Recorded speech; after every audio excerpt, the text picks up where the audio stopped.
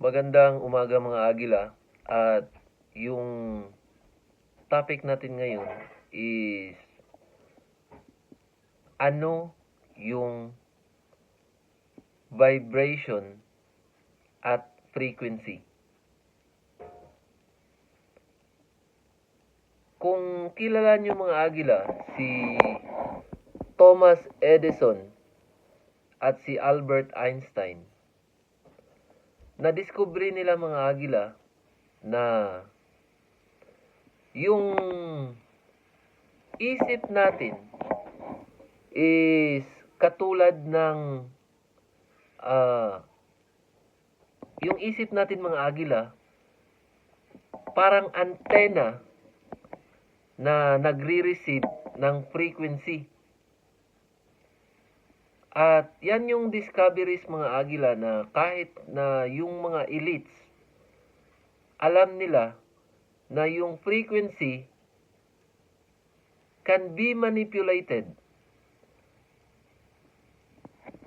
through our mind. At paano natin magamit mga Agila yung vibration o yung frequency?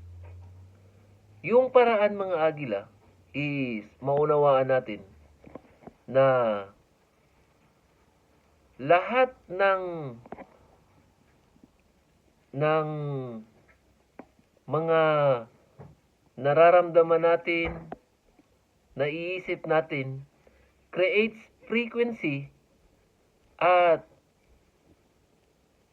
yan yung pwede nating mamanipulate mga Agila na kahit saan tayo ng mga sitwasyon, malalagpasan natin if we are strong enough to understand ourselves.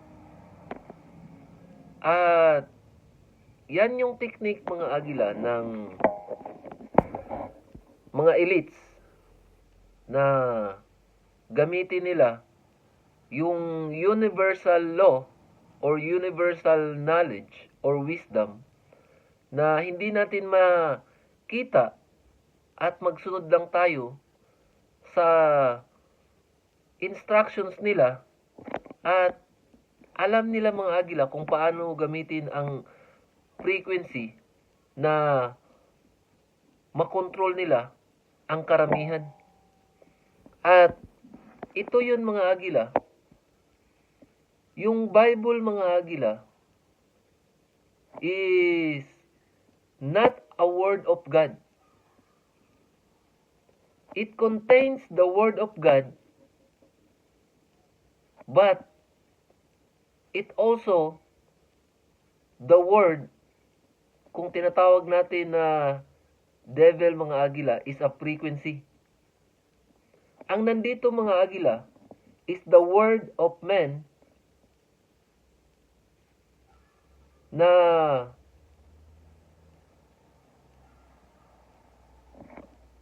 the word of men mga Agila na hindi nila alam na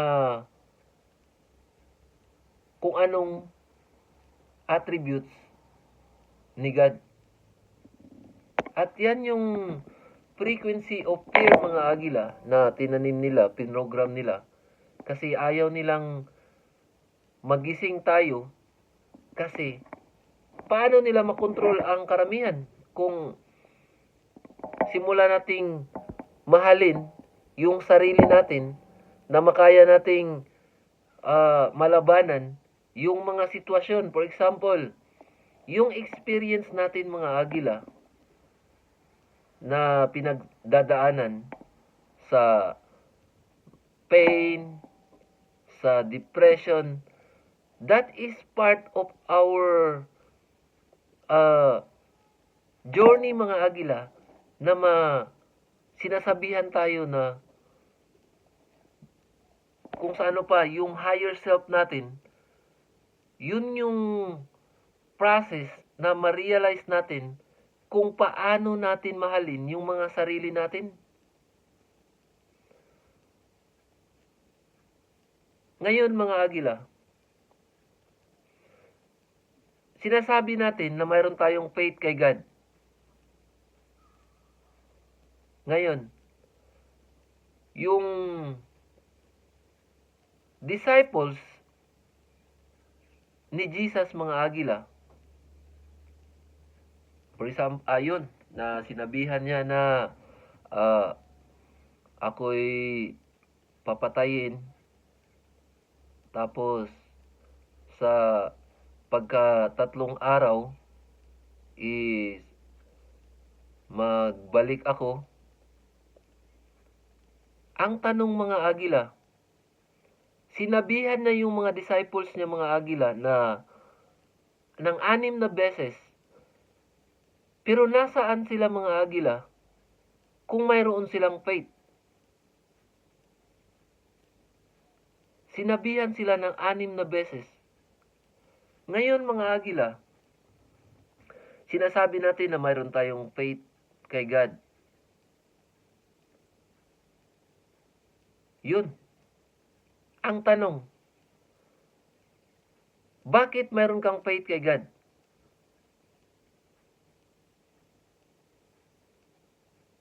Yung faith, kung mayroon kang faith kay God mga agila, ibig sabihin, hindi mo kilala yung sarili mo na ikaw at si God is iisa. At sabihin mo na mayroon kang faith. Hindi mo kailangan ng faith. Kasi, ikaw at si God is iisa. Ang tanong mga agila, ano yung attributes ni God? Nandito tayo mga agila na to understand ourselves, to spread love, the vibration of love. Paano natin masabi na we love God kung hindi natin love yung sarili natin? At yan yung challenge natin mga agila na hindi natin kailangan itakasan yung mga challenges kasi yan yung process na ma-realize natin na si God at ikaw ay isa. Yan yung story mga agila na tinanong si Jesus na ano yung paraan o saan makikita ang Ama. Ang sabi ni Jesus, the Father is in me and I am in the Father. And me is in you and you is in me. If maunawaan natin yan sa mga agila, ang tanong, are we in a vibration of love?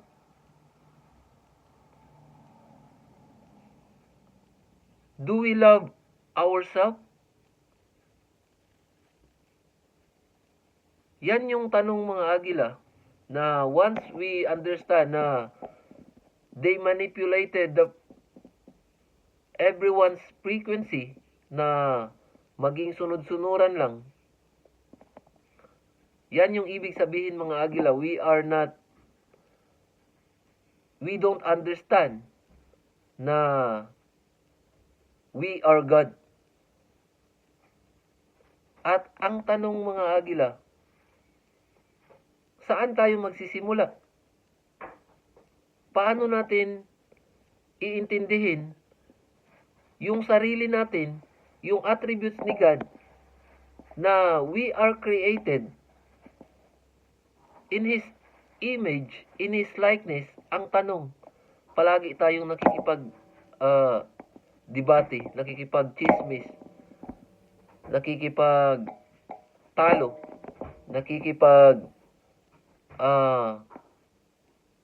kung sa ano pa, nagiging proud na masira yung ibang buhay. At yan yung lower vibrational energy mga agila na tinatawag natin na devil. Yan yung ano nila, ibig sabihin yung frequency natin is nandito lang sa earthly realm. We didn't see the spiritual realm mga agila. Natatakot tayo mawala ng mga bagay. But lahat ng bagay mga agila na dumarating sa buhay natin is nagsisimula sa pag-intindi sa spiritual realm, sa sarili natin, at lahat ng mga bagay na gusto natin is makukuha natin if alam natin na kung magamit natin yung frequency of creation, at yan yung na-prove ng mga scientists mga agila, na if we dig deep within ourselves, yan yung field mga agila, which is magnetism, na our frequency is in the unified field of creation. Ibig sabihin, we are co-creating, we are happy, we are loved. Ang tanong, are we ready to spend our time within ourselves? At yan yung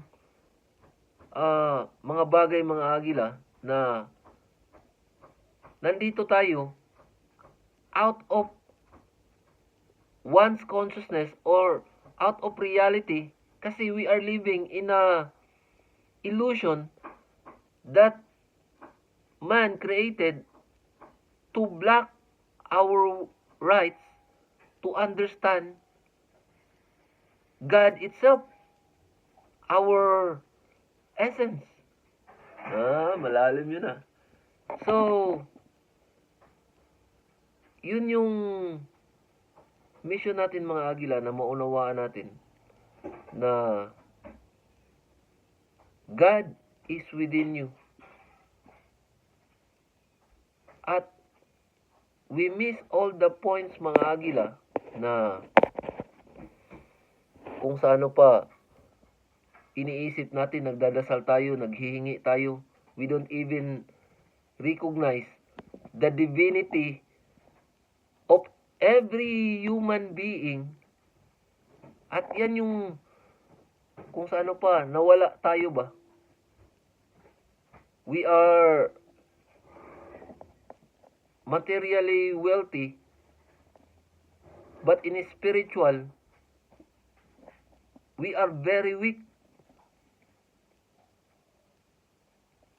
Remember mga agila, the frequency of love is God's love.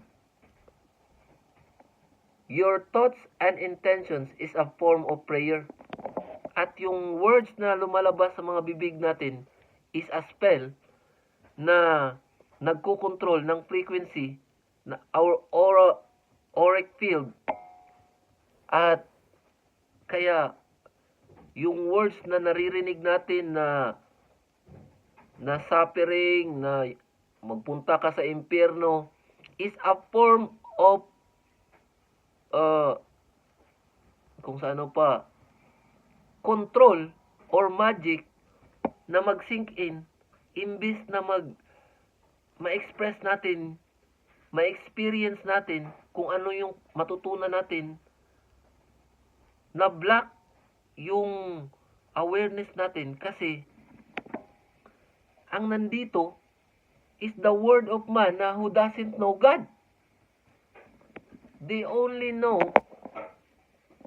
use the information to control everyone. So, yun lang mga agila. At have a good day. At kung makita mo tong video na to, hindi nagkataon, nandito tayo na to expand our consciousness, our awareness, at ma-realize natin kung ano yung soul contract natin dito sa mundo. Nandito tayo na maging free. Hindi natin kailangan pumunta sa ibang dimension na maging malaya. Hindi natin kailangang mamatay na maging malaya. Nandito tayo sa heaven, dito sa mundo na to experience life.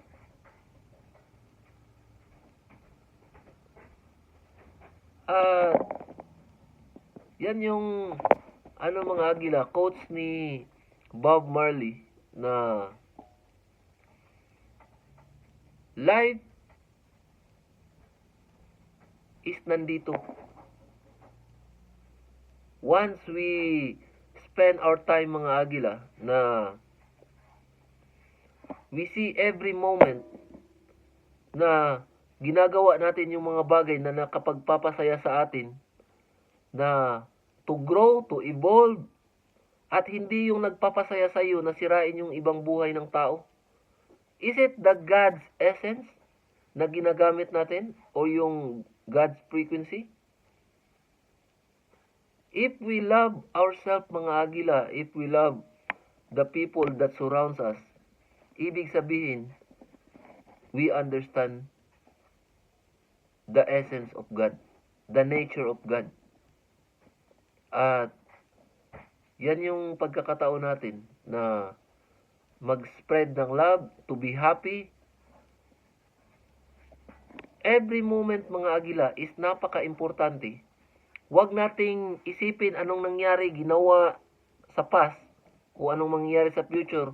Ngayon yung pinaka-importante na kung saan tayo sa frequency o sa state of mind natin ngayon. Kasi once na we understand the frequency mga agila, ibig sabihin, we understand ourselves, we love ourselves, at alam natin na the divine is there to guide and to support us in this earthly journey. At yun nga mga agila na God is love. Ang tanong mga agila, nakikipag-chismis ba tayo kung anong nangyayari sa ibang buhay ng ibang tao? Nakikialam ba tayo sa